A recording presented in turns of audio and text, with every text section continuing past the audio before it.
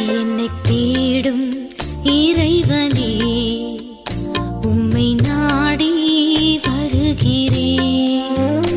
என்னை தேடும் இறைவனே, உம்மை நாடி வருகிறேன். இன்றைய தியானத்தின் தலைப்பு மனித சிந்தனை. வாசிக்க வேண்டிய திருமறை பகுதி மார்க்கு 8ஆம் அதிகாரம், வசனங்கள் 31 முதல் 38 வரை. மனித சிந்தனை. நீ தேவனுக்கு ஏற்றவைகளை சிந்தியாமல் மனுஷருக்கு ஏற்றவைகளை சிந்திக்கிறாய்.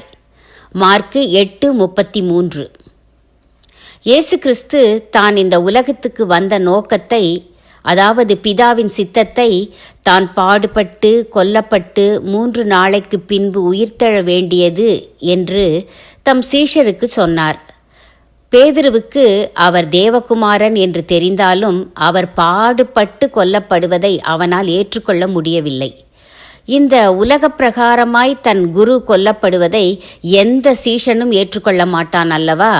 அதனால் ஏன் இவர் இப்படியெல்லாம் சொல்கிறார் என்று திகைத்து அப்படி எதுவும் நடக்கக்கூடாது என்று கூறுகிறான். இது மனுஷருக்கு ஏற்ற சிந்தனை. எந்த ஒரு மனிதனும் தான் நேசிக்கும் ஒருவர் பாடுபட்டு கொல்லப்படுவதை விரும்ப மாட்டான். ஆனால் தேவனுடைய விருப்பம் என்ன?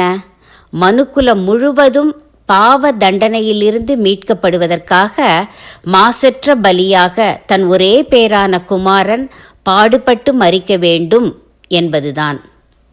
பேதுருவின் விருப்பமும் பழுதற்றதுதான் என்றாலும் குறுகிய நோக்குடையது.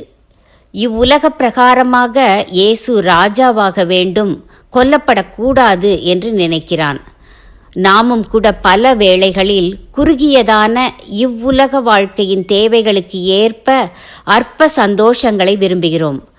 பணம், பதவி, அந்தஸ்து, செல்வாக்கு, வீடு, கார் என்று இவ்வுலக வட்டத்திற்குள் உள்ள சந்தோஷங்களோடு நம் சிந்தனையின் இலக்கு முடிந்து விடுகிறது. மரணத்துக்கு பின் உள்ள முடிவில்லாத நித்திய ஜீவன், ஆண்டவருடன் வாழவிருக்கும் பரலோக வாழ்வு போன்றவற்றை முழு மனுக்குலமும் பெற வேண்டும் என்பது தேவனுடைய திட்டம். அதனால்தான் இவ்வுலக வாழ்வை பெரிதாக கருதி அதை இரட்சிக்க விரும்புகிறவன் நித்திய வாழ்வை இழந்து போவான். கிறிஸ்துவுக்காகவும் சுவிசேஷத்திற்காகவும் இவ்வுலக வாழ்வை இழக்க முன் வருகிறவன் தன் ஆத்துமாவை ரட்சித்து நித்திய வாழ்வின் சுதந்திரவாளி ஆவான். இவ்வுலக வாழ்வா நித்திய வாழ்வா, எது மேலானது? நம் நினைவுகள் தேவனுடைய நினைவுகள் அல்ல என்பது உண்மைதான். நம் நினைவுகளை மாற்றிக்கொள்ள முடியும் அல்லவா? நம் நினைவுகள் தேவனுடைய நினைவுகள் அல்ல என்பது உண்மைதான். நம் நினைவுகளை மாற்றிக்கொள்ள முடியும் அல்லவா?